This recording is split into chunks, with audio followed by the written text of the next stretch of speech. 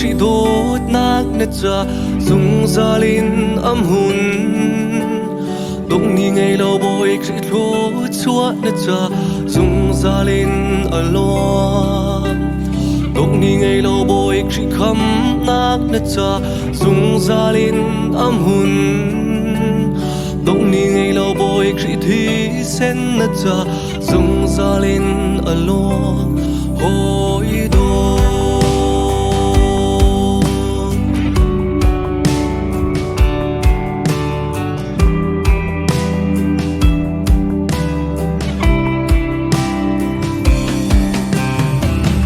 ngày lâu bồi khi đốt nát cắt ra dùng gia đình âm hồn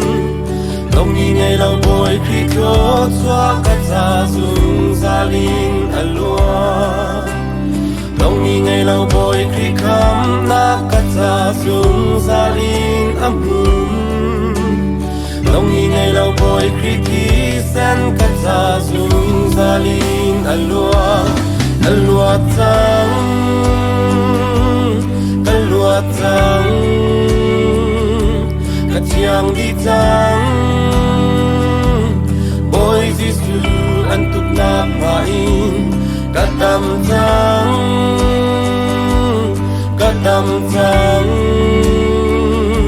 cắt chiang đi trắng Nazareth bôi Giêsu biain amen.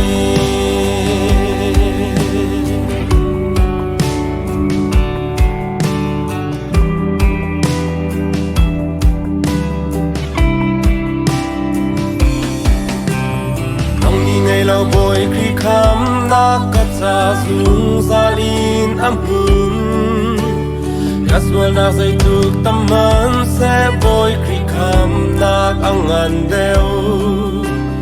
đông ni ngày lâu bồi khi thi sen cắt ra dùng gia đình alua cắt xuân na dâytuk tâm man sẽ bồi khi thi sen nát thong đeo lúa trắng lúa trắng cắt chiang đi trắng bôi Giêsu ăn tục nạp vain cắt đầm trắng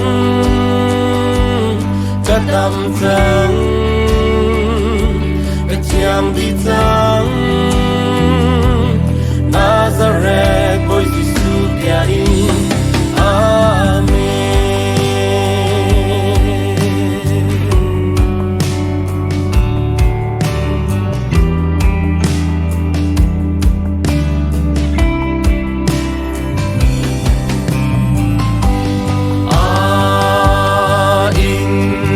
Dan tết lạc thong in ca xóa lạc ăn thiêng đi chăng in mi ăn tục lạc thong in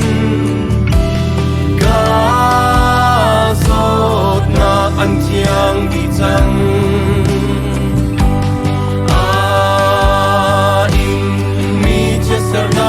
in ca lê ba ăn thiêng đi chăng ca lúa trắng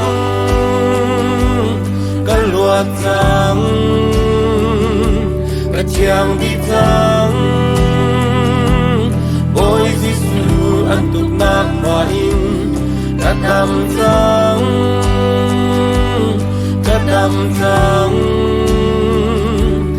chiang đi trắng Nazareth bôi Giêsu biain in mi dan tết lạc thong in ca xóa lạc ăn thiêng đi chăng in mi ăn tục lạc thong in sốt lạc ăn thiêng đi chăng in mi chia sẻ lạc thong in na lê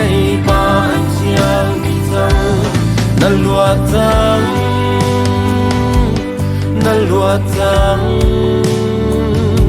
na chiang đi trắng ôi Giêsu anh tục nát mà in na đam trắng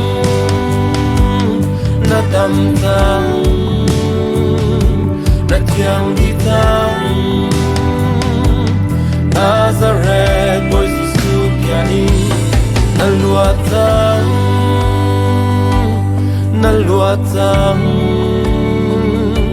na chiang đi trắng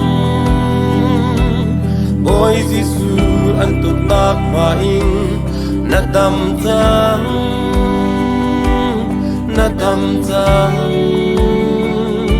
na chiang đi trắng Nazareth ôi Giêsu kia in Đông ni ngày lâu bồi khi đốt nát nết cha dung gia linh âm hồn Đông ni ngày lâu bồi khi đốt chúa nết cha dung gia linh ở loan Đông ni ngày lâu bồi khi khăm nát nết cha dung gia linh âm hồn Đông ni ngày lâu bồi khi thi sen nết cha